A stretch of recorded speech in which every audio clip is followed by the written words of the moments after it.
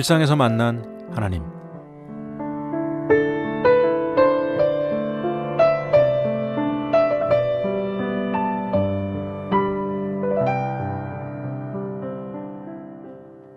무사 경엠수과 이스과스과 매기우다게. 왜 그렇게 하세요? 있습니까 없습니까? 전에 있었던 게 이제는 없습니다. 대한민국 사람들 중 열의 9은 도통 알아들 수 없는 그것이 바로 제주도 방언입니다. 조선 최초의 선교사 이기풍 목사님이 파송되었던 제주도. 그러나 그곳에서 태어나고 자란 나에게 조상신을 섬기는 제례 문화는 흔한 일상이자 삶이었습니다. 어렸을 때 마당에서 형제들과 놀다가 방에 들어왔을 때 아주 커다란 구렁이 몇 마리가 안방에 뒤엉켜 있는 게 너무 무서워서 한참을 달려 아버지 회사로 갔던 일이 아직도 생생합니다. 조상신을 섬기다 죽어 지옥에 떨어졌을 내가 구원을 받고 예수님을 생명으로 만난 것이 얼마나 큰 기적인지 모르겠습니다. 개인적으로 일어났던 기적을 마치 오래전에 울면서 봤던 감동적인 영화를 다시 보는 것처럼 마주할 기회가 주어졌습니다. 언제부턴가 엉덩이 쪽 통증을 시작으로 오래 앉아있기가 힘들어졌습니다. 이런저런 검사와 치료 끝에 현대의학으로는 완치가 불가능한 하반신 마비 진단을 받게 되었습니다.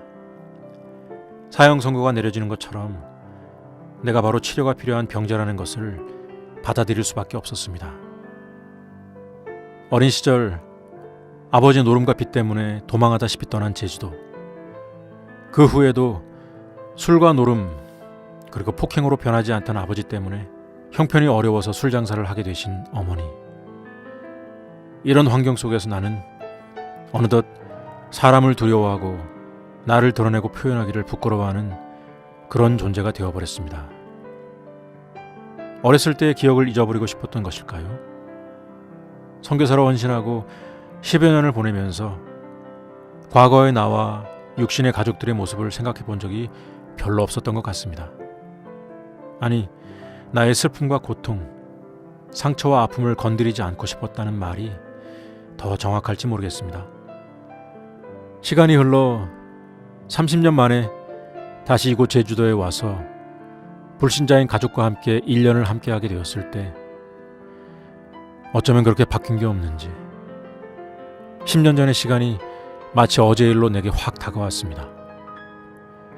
가족들의 모습을 통해 열방을 매일 눈앞에서 보는 것 같았습니다.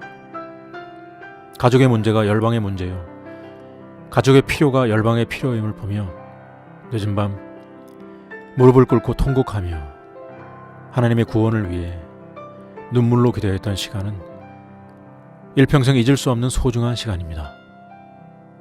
사람으로서는 불가능한 구원이기에 하나님이 은혜를 주시지 않으면 복음을 알아들을 수 없는 영혼이기에 저의 기도는 관념이 아니라 실제였습니다. 그런데 도저히 꿈꿀 수 없었던 그런 일이 일어났습니다. 부모님이 차례로 복음을 만나게 되신 것입니다.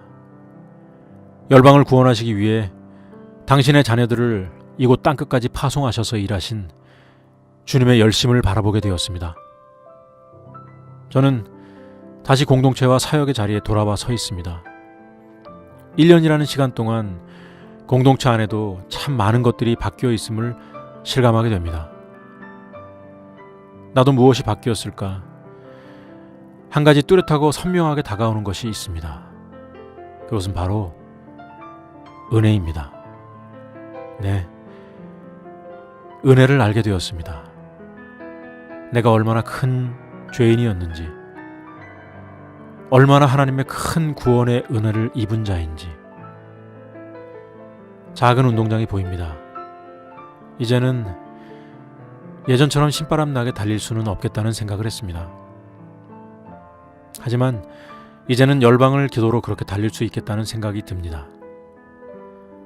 이 땅에 사는 동안 그 영생의 삶을 더욱 누리고 싶습니다.